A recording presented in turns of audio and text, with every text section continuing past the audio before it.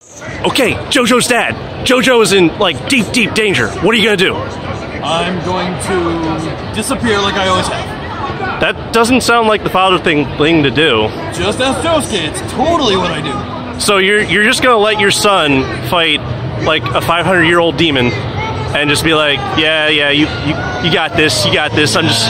Yes, oh my. So would you say that this is sort of like you helping your son be better at life and responsibility and giving it care?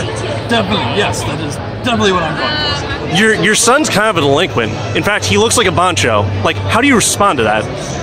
It's the Joestar bloodline. So the Joestar bloodline, the one that started in British aristocracy, has now devolved into him being a delinquent Bancho, like, soon to be a gang leader. Yes, I don't see an issue here. That's clearly how this works. Okay, you heard it here, folks, from JoJo's dad. Oh, Gino, it's you. So, how do you like the fact that you were denied the chance to, like, be in Super Smash Bros. Twice, and that Square Enix and Nintendo have not brought you back into a game since Super Mario RPG? Well, they put a costume in. That's not really the same thing, is it? No. As a fan, I feel like I was very shortchanged by Nintendo. I'm not very happy about this. No, that's not cool at all. I mean, who doesn't want to play as a possessed wooden doll? I mean, I will say this one thing. The costume was like a nice, I guess, touch, but at that point, you might as well just throw the character in, you know what I mean?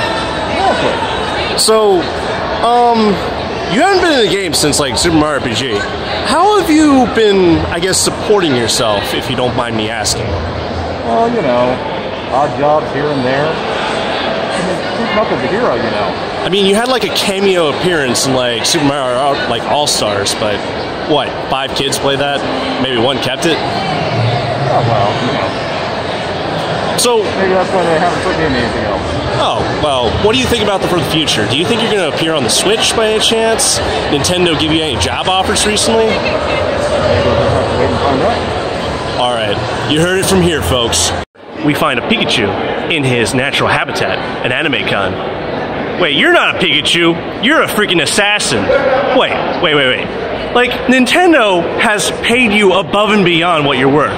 Hell, there are fucking god Pokemon out there. Like, you really need to resort to contract killing to make ends meet?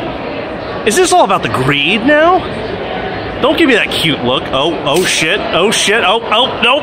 So here we have one of our top scientists, like, working on the Evangelion project. Angels are coming down and, like, annihilating humanity. In fact, I watched a barrage of tanks do nothing to an Evangelion. How comfortable and how confident do you feel in humankind resisting the Evangelion crisis we got going on? I believe with our current technology and help of funding. What is this? Oh. I'm really bad. More funding? You want more funding? We already, okay. Here we have the real King of Ooh and his legal representation. How exactly, sir, do you intend to make Ooh great again? I see you have a banner back there that says, make Ooh great again. Right, it's a proposition. Hold on, let me get legal counsel for this first. Hot dogs. We don't sell hot dogs anymore. No. Mexicans. We don't deal with those anymore. We're going to build a wall. What? And we're going to fund the wall. Child molesters. What? No, we're going to have the child molesters build the wall so they can be on the other side of the wall. It's going to deal with 2 problems. Child molestations and not enough walls in the area. Oh my gosh. So we'll have both a wall and a way to protect ourselves from molesters. That's genius. Thank you. Yes, it is. I mean, it doesn't hurt to hear it, but that's true. Yes. Well, did you get the inspiration from Attack on Titan by any chance? I don't know what that is. Is that a gay porn? No. That sounds like a gay porn. I don't deal with those. No. Okay. No, next question. Alright, so you complained that you seem to be made of gold, and then you complain that that's actually jaundice. Yes. Would you think that your running for king would have any, like, your having jaundice would have any effect on you running for king? Oh yes, it will have an effect in the sense that I'll have first priority to get a liver transplant. Oh, really? Okay. So it will not be an issue going forward, but I will require a liver for somebody willingly. Wonderful. Unwillingly. Well, what? We'll figure it out. It doesn't matter. You'll figure it out. It's a non-issue.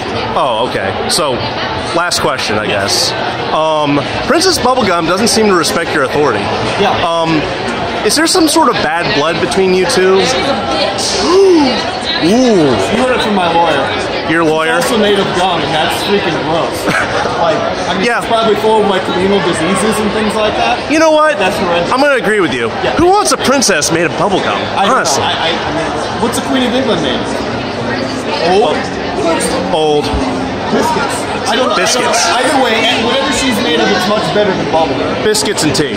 Biscuits and tea. Well, that makes sense. And probably a bit of jam. No, that's Russian. Russian. Never mind. That's fine. Yes. Well, this is Chara with the real King of Boo, signing off. We have breached a level of Silent Hill 2, and I have managed to find two very thematic characters, one being Pyramid Head, one being the nurse. So how do you feel being like the focus of the game, and like you're just been like harassing an innocent guy who's trying to escape his own demons? Like, how does it feel to be part of the problem? See, I feel like I've never been given a fair chance to explain my side of the story. Everyone always tries to side with James, but really, he invented me. I am his own subconscious desire to feel punishment because he knows he did wrong by cheating on his wife. That's why he invented her with, you know, such large assets. Really, he's the problem. He's not a good guy. He left his wife dying in the hospital bed, and I get all the shit for it. I don't know. He seems like a pretty alright dude. He tried helping Eddie with his mental problems. He tried, like, helping a little girl that was trying to actively get him killed. I don't know. I think he's just misunderstood, you know? We gotta give him a chance. Even though he... I have to respectfully disagree with you. Respectfully disagree with me. Really, I'm not a bad guy. You're not a bad... You're carrying a rusty sword, sir. And... rats. We have a real rat problem in Silent Hill, and Bloodstain. Oh, is that what you are now? You're an exterminator? I've been called worse. You've been called worse. Oh, okay. And who's your friend here? Miss Nurse Girl? She doesn't talk much, does she? She's not a big fan of talking. Okay. So do you have any closing statements? Because I do believe I saw James running towards the hospital. Run. Okay. Here we have two vault dwellers in their natural habitat, which appears to be a large steel door, which is what you'd expect to find in a vault. So, tell me, has an existential crisis happened in your lives yet? You're like sealed underground in like, what, a hole in the ground? What is that? It's a vault. A vault. Hey, it's better than being up there. When I think of vaults, I think of like, you know, a bank vault, a safe vault. Like, what's the leadership structure down here? Like, There's an overseer. What's the overseer? Dictatorial. Pretty dictatorial. You know, when you say that, I just think of a dick. Like, he's a dick. Would you say that? Kind of a dick. Okay. Generally. Maybe I'm thinking of Vault 101 because I've heard stories about that guy. Like, you know, there was a kid. It was his 10th birthday, and you know, you generally wish somebody a happy birthday, something. And he looked right to that kid and he said, "I hope that kid gets cancer someday." And that's a deep insult in the wasteland. Well, I heard rumors of another vault where they cloned this one guy and he went on a mass killing spree. Oh, my best friend Gary. Yeah, I know that The guy. Gary Hall. The Gary vault. Gary's. Did they ever find out what was wrong with him? Like why he just went off the handle and started hating people? Just, I didn't read all the files. You didn't read all the files. Read all the files. That was a rusty out vault, you know? So 9 out of 10 of them are not doing so well. So you're one of the good ones. Yeah, I think it's going pretty well. All right. Cool. Food, purified water. So if the I don't vault, think anyone's running experiments on this that I know of. you don't think? I don't think so. You don't think the government's sort of on that take? If we were, we wouldn't really know. Oh man. So before we head off and part paths, like if the vault were to ever fail for whatever reason, what's your plan B? What are you gonna do? I guess the wasteland, but that'd be pretty unfortunate. Try to find a new vault. You're gonna find a new vault? Oh, you got a little Pip Boy. It's got a map in it, so. Mine's dead right now. I cracked the screen. Oh, jeez. I gotta get it repaired. Oh, well. My repair skill's really low. Better take some Mentats, boyo. Yeah. Oh, well. I wish you all the best in that hole in the ground, and I'm sure it's going to get better. You know, just, you know, approach the overseer and just be like, hey, there's a thing called democracy. Majority rules, you know, we all vote on something. You might have heard of it. We can hope. This is the lone survivor from Vault 111. Now, excuse me, ma'am, like, your husband was brutally murdered in front of you in cold blood, and your son was taken from you. How did this make you feel? Well, you know, he didn't do the dishes anyway, so... He didn't do the dishes anyway? Is that... Let's be honest, McCready is my husband now, and I'm just... Oh, he's more of a man than your old husband ever was. Well, he sticks around, let me Oh. tell you that. That one, before the war, you know, it was all drinking all the time. Really? Yeah. Jeez, he seems... Extra hours at work. You know, now all that matters is Sean. He seemed like a stand-up guy before the war. Where did all that go? Like, were you just keeping up images? Was it out of, like, you know, I guess pleasantries for the neighbors? Yeah, actually, Mr. Handy was starting to notice something, so... Oh, man. You know, if he noticed anything too, like, soon, it would have been the junk heap for him.